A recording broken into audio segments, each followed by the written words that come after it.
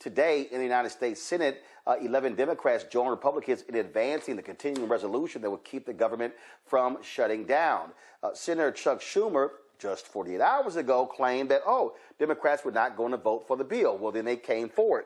These are the Democrats who actually stood with Republicans in voting for this. This, of course, has angered Democrats all across the country, and people have been coming after Senator Chuck Schumer because he did not hold the line. House Democratic leader Hakeem Jeffries made it perfectly clear that House Democrats were not happy at all with what took place by Democrats in the Senate. Listen. House Democrats remain strongly opposed to the partisan Republican spending bill that will hurt families, hurt veterans, hurt seniors, and hurt the American people. It is a false choice that Donald Trump, Elon Musk, and House Republicans have been presenting between their reckless and partisan spending bill and a government shutdown. Why are we here right now in terms of the moment that is in front of us? It's because Donald Trump and House Republicans decided to walk away from the negotiating table when there were bipartisan conversations ongoing between House Democrats, House Republicans, Senate Democrats, and Senate Republicans in a manner consistent with the Bipartisan Fiscal Responsibility Act that was passed in May of 2023. Donald Trump ordered House Republicans to walk away from the negotiating table at the end of February. House Republicans then passed a partisan and reckless bill that cuts funding for health care, cuts funding for veterans, and cuts funding for nutritional assistance to children and families. It's an unacceptable, unconscionable, and un-American spending bill. That's why House Democrats remain strongly opposed. Donald Trump orders them to walk away from the negotiating table. Step one. Step two, House Republicans pass a partisan and reckless spending bill. And then step three, House Republicans get out of town. Where are they at right now? House Democrats are here. We're ready to pass a 4-week spending bill that keeps the government open and will allow the House and the Senate to negotiate an actual agreement that meets the needs of the American people. But we do not support a bill that is designed to hurt the American people that Donald Trump and far-right extremist Republicans are trying to jam down the throats of everyday Americans. Folks, it has been quite contentious again with what's been happening with this decision by these Democrats to vote for the bill. A lot of people actually calling for Democrats to replace Chuck Schumer as the Senate Minority Leader. Schumer and other Democrats say they were not going to allow the government to shut down. They said it could be a lot easier for Trump and Musk to cherry pick what federal employees to bring back. But there are others like Senator Cory Booker who said point blank that this is giving more power to Trump and Elon Musk. Even had Senator Raphael Warnock said he wouldn't be surprised if there's a new Senate leader for the Democrats in 2026 or 2028. Mike, I want to start with you. Again, a lot of people are ticked off. They are hot. They're upset at Chuck Schumer, saying that he caved. He didn't fight. He gave up. Yep. And then, of course, one of your home state senators, Gary Peters, who is not even running for re-election, he voted for this as well. Yeah, Gary Peters should not have voted for it.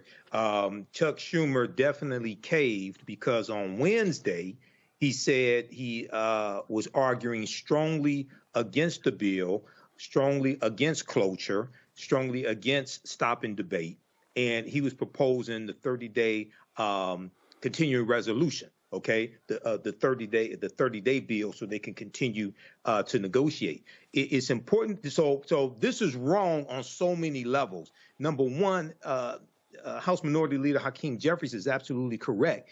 Donald Trump told House Republicans to stop negotiating with House Democrats. Okay, so House Democrats were totally pushed out of this process, and that's why 213 of them voted against this in the House. Okay, and this is what they were saying. This is what Alexandria Ocasio-Cortez was talking about last night on Jake Tapper's show on CNN. So, and then in the Senate, there's a disconnect, and you're going to see this. You're going to see this really explode.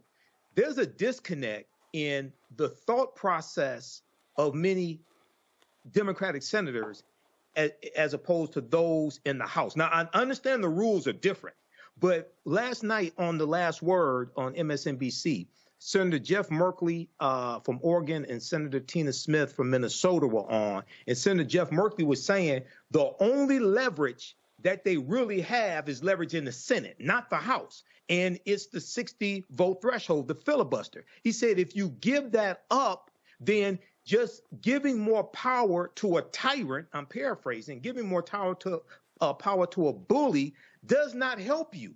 They're going to keep punking you. They're going to keep mistreating you. And this is exactly what's taking place. So I think they need new leadership. Senate Minority Leader Schumer needs to be out. And also CNN reported that you have some Democrats that are privately saying that Alexandria Ocasio-Cortez should primary Senator Chuck Schumer as well in 2026. I think she should as well. He's not built for this. He's not built for this fight here. This is a weak punk ass move. This is bitch assness. This is what this is. What do you make of what you're seeing in D.C., Derek? You know, I've been disturbed, Roland, since the 10 Democrats voted to censor Brother Al Green. I've been disgusted with some of the Democrats up in Washington, D.C. In fact, those of us here in Georgia started making phone calls and saying it out loud with our full chest that we need them to stand up.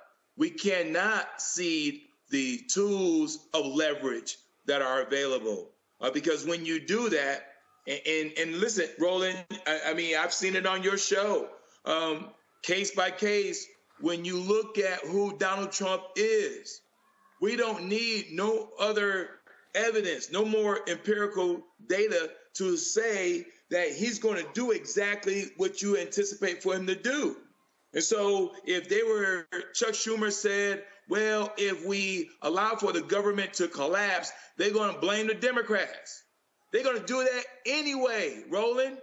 And so what we got to do is come up with a new playbook. We got to, since Republicans are not showing up in their town hall meetings, then we as Democrats need to show up in their town hall meetings. And we need to explain to those Republican voters and say, that's what y'all voted for, first off. But number two, this is what we're going to do. And we don't need you to get amnesia come next year, because the bottom line is everybody's going to be negatively impacted.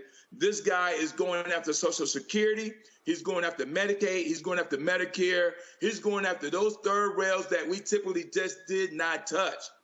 But by Chuck Schumer making the move that he did and them other Democrats in the Senate that voted along with him, then they need to understand that they're going to be blamed for this, because they're going to say, well, the Democrats believed in our philosophy. They voted with us. And so they understood that we're going to impact Social Security. They understood that we're going to impact Medicaid and Medicare. And we all know the devastation that's going to occur when you do that. I never understood the thought process, Matt. They're going to blame you anyway. So you fight for as much as you can get, and you don't give up, especially when you have the power to filibuster. That's right. Exactly. Yeah, you stand 10 toes down. I think Michael said it beautifully. I don't need to repeat it. We know what this is. This is fear, and this is people being bitch made, for lack of a better term. But what I don't understand as well is if you're thinking to the midterms, and if you're thinking right now that a lot of people, a lot of Democrats are really frustrated and feel like the Democrats just look weak, why would you take another opportunity to show how weak you are when you can push it? And you cannot cede the control, as Derek just said. I don't understand, or cede the leverage. Because here's the thing that we see Republicans do 100% of the time: exercise whatever point of leverage that they have with no remorse. Why you would not do that here, I don't understand. Against this in the House, okay? And this is what they were saying. This is what Alexandria Ocasio-Cortez was talking about last night on Jake Tapper's show on CNN. I think they need new leadership. Senate Minority Leader Schumer needs to be out. And also CNN reported that you have some Democrats that are privately saying that Alexandria Ocasio-Cortez should primary Senator Chuck Schumer as well in 2026. I think she should as well. He's not built for this. So on social media, you've been urging people to call their senators, tell them to vote no on cloture, which allows the bill to go forward for a vote of just a simple majority, and to vote no on the vote for a simple majority on the Republican bill. What do you say to the counter argument of, like, a government shutdown hurts the country, hurts the people you represent from Queens and the Bronx? Absolutely, and that is why House Democrats have laid out a plan, as well as several Senate Democrats laid out a plan to keep government open for another 30 days as Republicans negotiate a deal with Democrats in order to have an extended government funding bill. But the House would have to come back into session, right? But House Democrats are in town.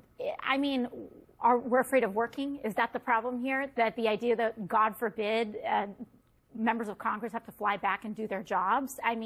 Okay. Genuinely, come on.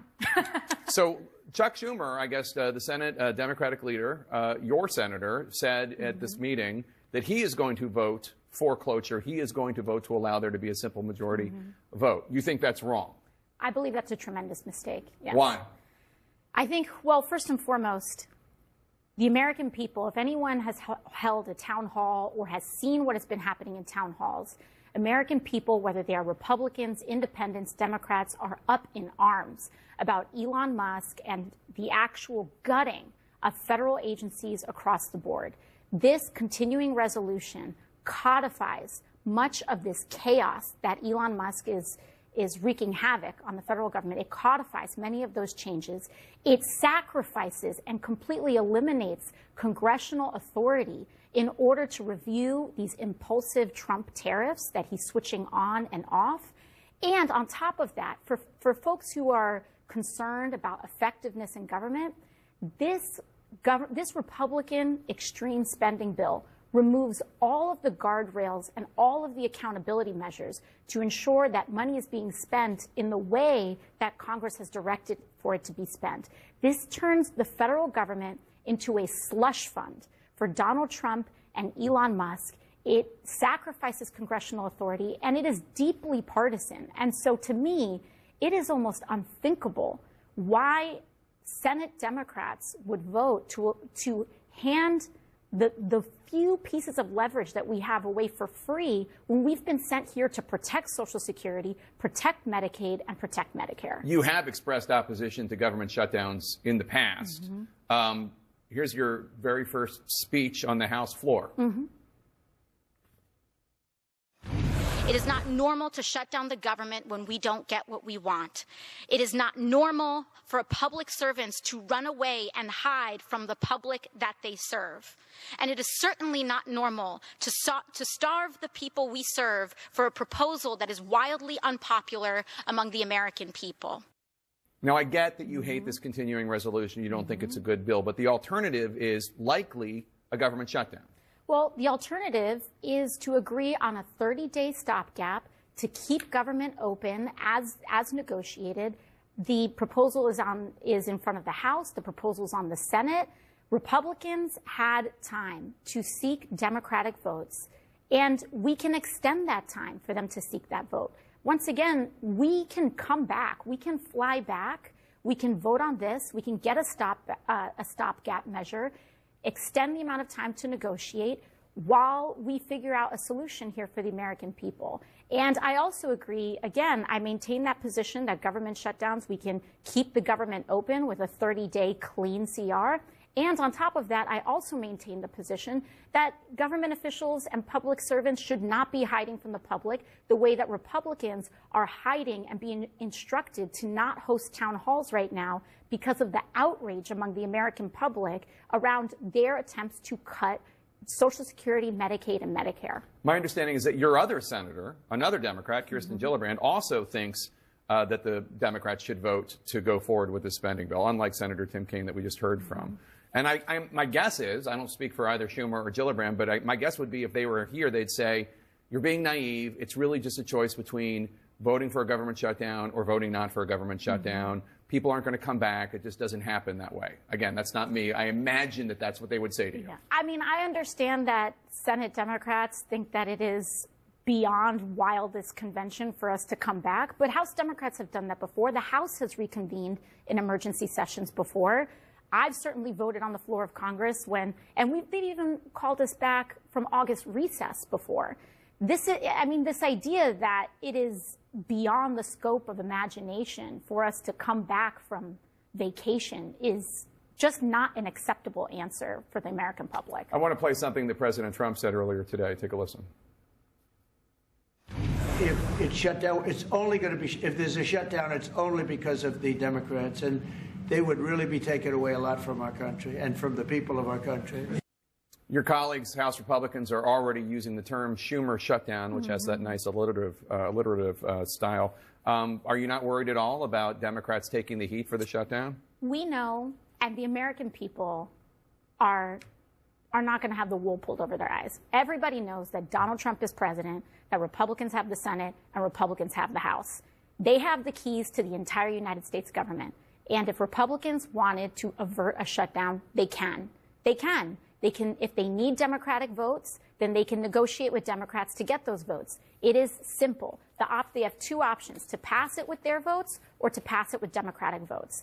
And we also see the data bearing this out. When you look at public polling from very reputable firms, we see that the American people understand that, and they know that the party in charge of government is the party that's in charge of keeping government open. What do you think of the job Democratic leaders are doing, not just Senate Democratic leaders, but also Hakeem Jeffries, the Democratic leader in the House, your fellow New Yorker, in terms of standing up to Trump?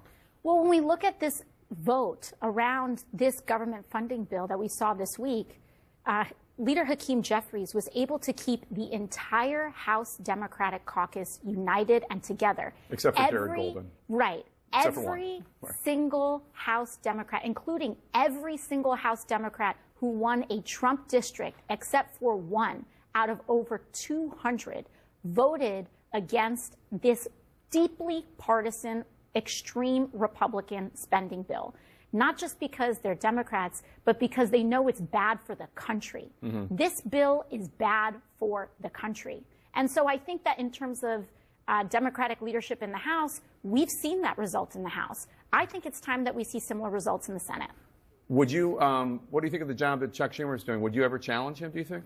I think that what we need right now is a united Senate Democratic caucus that can stand up for this country and not vote for cloture and not vote for this bill. And I think that the strength that we have is in this moment. Reconciliation and all of these, Republicans do not need Democratic votes for that. They need it for this. And so the strength of our leadership in this moment is going to demonstrate the strength of our caucus. And I cannot urge enough how bad of an idea it is to empower and enable Donald Trump and Elon Musk in this moment. It is dangerous and it is reckless. Well, you just talked about the strength of your leadership. Chuck Schumer just said that he's going to vote for cloture. Not only the Democrats can do it, but he's going to participate in it. Does that mean that you think he's a weak Senate leader? I think that that would be a mistake. But we have time between now and tomorrow, and I hope that individuals that are considering that reconsider it. I genuinely do. I don't think it's what New Yorkers want.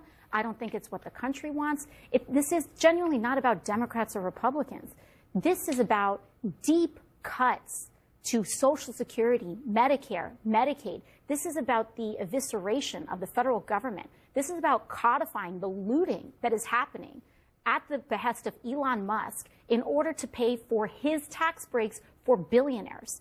And we have a responsibility to stand up for it. That is why people elected us, and that is our responsibility to them right now. But last night on The Last Word on MSNBC, Senator Jeff Merkley from Oregon and Senator Tina Smith from Minnesota were on. And Senator Jeff Merkley was saying the only leverage that they really have is leverage in the Senate, not the House. And it's the 60-vote threshold, the filibuster. He said if you give that up, then just giving more power to a tyrant, I'm paraphrasing, giving more power to a bully does not help you. They're going to keep punking you. They're going to keep mistreating you. You said earlier you were a, quote, hell no on the Republican CR. Are you still a hell no? Oh, absolutely. And here's what it comes down to. If you want to stop a bully, you don't hand over your lunch money. And if you want to stop a tyrant, you don't hand them more power. What we have seen in this extraordinary set of circumstances is a president who's taken down the watchdogs in terms of the inspector generals, fired the FBI agents who look over executive branch, who is trying to intimidate the press, and who is trying to intimidate Congress. And we have seen republics around the world fall because Congress becomes intimidated. Well, the Republicans on both sides are intimidated. The House Democrats don't have the power to stop on the House side, so the only power rests with us, to use our 60-vote power to force a negotiation. I feel like the path we are on for tomorrow night, in which Democrats will provide votes, will not accomplish that negotiation. In fact, clearly it won't.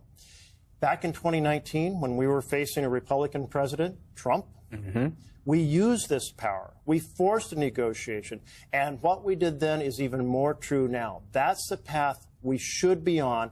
We have to fight a tyrant now. It is never true that you let them accumulate more power and it will be easier later. Senator Smith, you said you were a no on the Republican resolution. Are you still a no? Absolutely.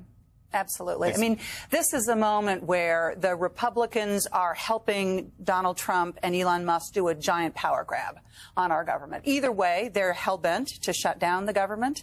And I think that it is essential in this moment that we stand up to it. Just as Jeff is saying, this is a moment where we have to say, no, we are not going to go along with this bully. Because if we go along with it now, it's going to come back again and again and again. And I think it's important that people understand that this so-called continuing resolution is not a continuation of laws that Congress passed in the prior year, last year. It is a complete wholesale rewriting of those laws. It takes away research money for Alzheimer's and fetal alcohol syndrome. It would stop hundreds of projects in Minnesota that help us build child care centers in Moorhead and public safety projects in Rochester, Minnesota. And it gives Elon Musk and Donald Trump the power to basically decide, is this money that we want to reward our friends with, or are we going to punish our enemies by not spending that money? And that was where I was going to ask you about, because do you trust President Trump and Elon Musk and Russell Vought to actually spend the money in the ways that even that CR says they should be spent? Well, one thing about the CR, it does not have the type of table in it that says how different funds will be allocated. So let's take, for example, the Great American Outdoor Act. Normally there would be a table that would lay out how it would be fairly distributed around the country to different projects. Those tables are not in this. This means what we are handing Trump is a slush fund that he can use to reward states he's happy with, red states, and to penalize states he's unhappy with, blue states. That type of situation absolutely feeds into his desire already to have a way to kind of turn the knife in members of Congress to work his will. Congress, under the separation of powers, has to be fierce in defending that separation and defending the checks and balances. So, Senator Smith, then, what are you hearing from your colleagues ahead of tomorrow's vote? Because you have colleagues, Democratic colleagues, who are in a tough position. They are on the ballot. next year? What are you hearing from them or others who might be thinking of actually voting for the CR tomorrow? Well, what I'm hearing from my colleagues is, first of all, nobody wants the federal government to shut down. Everybody wants to hold the Republicans. And this is really about what the Republicans in the House and in the Senate are doing. This is their power grab. And people are furious about it. And everyone is trying to figure out what is the right thing to do to protect our country in this moment. Jeff and I believe, and I think many of our colleagues believe, that this is a moment where we really have to stand up. But at the end of the day, everyone is trying to figure out what the right thing to do is. And it's, you know, we're faced with two terrible choices, and that's the reality that the Republicans have put on our feet. And, you know, my view of it is, you know, if they want me to vote for their plan, then they need to negotiate with me and my colleagues to make sure that the interests of the people that I represent are reflected in their bills. And they haven't done that. They don't seem to be interested in doing that. Absolutely not. No. So if there is a government shutdown, Senator Berkeley, how do Democrats get the message out that it is, in fact, a Republican shutdown? Well, here's the way we do it. We take Patty Murray, Senator Murray from Washington, head of the Appropriations Committee, has laid out a 30-day plan in which we would have the government come open and we would negotiate.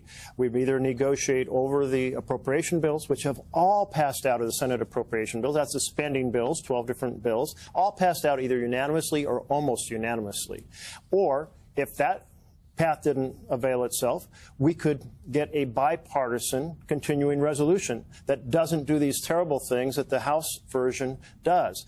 But to have that path work, we absolutely have to use the power we have in the Senate to deny the House Republican version. And here's the thing. We could go back to the floor every 2 hours and say, we're asking unanimous consent to spend an hour debating a return of opening the government for this 30 days for this purpose, and the Republicans would vote it down time after time. They would say no to the unanimous consent, and it would be so clear to the American people there's only one person and there's only one party to blame for a shutdown, and that's Trump, and that's the Republicans. And the American people are already inclined to think that because they understand the Republicans control the House, the Senate, the Oval Office. A recent poll said independents fully understand by 29% that it's the Republicans who would be responsible if there was a shutdown. And what we would see is Trump, last time, on the 2019 shutdown, 35 days, he suffered politically. The point that I disagree with some of my colleagues who have said Trump wants to shut down is what I have heard is that he was lobbying for the House bill and didn't want to shut down, knows how it hurt him last time, and knows that DOJ would be shut down under a shutdown. You know, Senator Smith, what do you hear? Let's switch gears and talk about tariffs and the impacts of tariffs, or even the uncertainty over tariffs. What are you hearing from your constituencies about the impact of all this on local economies in Minnesota? And then we'll talk about Oregon. It's a huge deal. So, you know, here's a guy who campaigned on delivering prosperity to Americans on day one. And what's happened? Costs are up.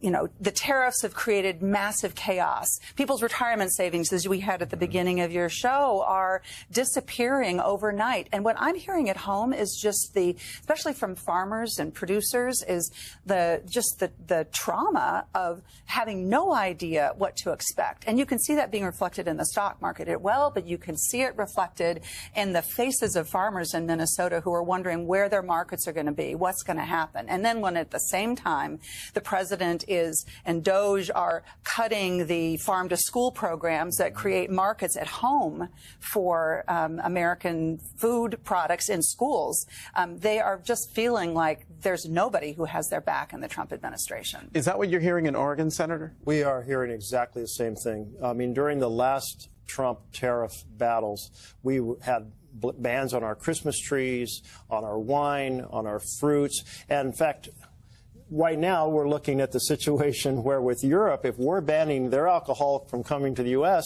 my wine industry is very concerned about our wine. The best Pinot Noir on the planet, I might add, will be banned from going to Europe. No, it can affect us in all kinds of ways. There's an extremely high level of stress over this.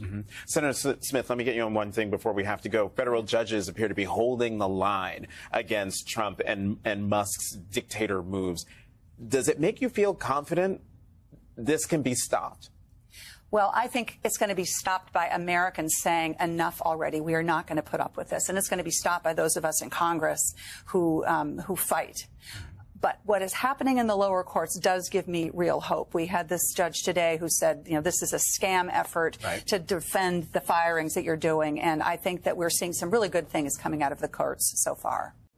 Here at Sage and Elm, it's a plant thing. Everything is made by hand from plants, from our salves to our soaps, our lotions, our oils. Come shop our over 400 products made by hand from plants just for you, because you deserve. Did you know that the Washington Monument is based upon an ancient African structure called a tekken that comes from the mythology of Asar, Arset, and Heru, who the Greeks called Osiris, Isis, and Horus? Did you know that the panther deity Bast in the movie Black Panther and Wakanda Forever comes from an ancient African deity, a neter in ancient Egypt, ancient Kemet, called Bastet? Did you know that there were 17 pyramids found buried underneath Egypt around 2011? Also, the city of Memphis, Tennessee. What's the relationship between Memphis, Tennessee and Memphis in ancient Egypt? I'm historian and national political commentator Michael Imhotep. Be sure to register for my new 12-week online history course, Ancient Kemet, the Moors, and the Ma'afa, Understanding the Transatlantic Slave Trade, what they didn't teach you in school. Kemet is one of the original names for Egypt. We deal with thousands of years of history and what leads up to the transatlantic slave trade taking place. Did you know that the word Wakanda is a real word? We find it in the Kikongo language, which is a Bantu language, but we also find it in the Omaha Ponca and Sioux Indian Native American languages. My class starts up Saturday, March 1st, 2025, 4 p.m. Eastern Standard Time. This is a 12-week online history course. We do the sessions live. All the sessions are archived and recorded. We do with thousands of years of history and what leads up to the transatlantic slave trade taking place. When we talk about the transatlantic slave trade, we can't start our studying of the history in 1619 in Hampton, Virginia, or in Jamestown. We can't start in 1441 with the transatlantic slave trade starting with the Portuguese. We have to deal with thousands of years of history that leads up to the transatlantic slave trade taking place. We'll deal with the 800-year occupation of Europe by the Africans known as the Moors, who take the teachings from the Nile Valley region of Africa into Europe, and this is what brings Europe out of the Dark Ages. Here at Sage and Elm, it's a plant thing. Everything is made by hand from plants, from our salves to our soaps, our lotions, our oils. Come shop our over 400 products made by hand from plants just for you, because you deserve. Is your child struggling with reading, writing, learning loss, and a culturally irrelevant curriculum? Do you want your child to be outstanding at reading and writing and also take pride in their culture? Then you want Reading Revolution Online. Reading Revolution Online is a web-based reading support program. We serve scholars in grades K through 8, and through our innovative approach, we help them build reading confidence and cultural identity development, equipping them for success in school and life. They learn about Black heroes and sheroes through captioned videos, reading selections, and other activities. Reading Revolution Online is an experience for the whole family. Do it for the culture. Go to readingrevolution.org and get your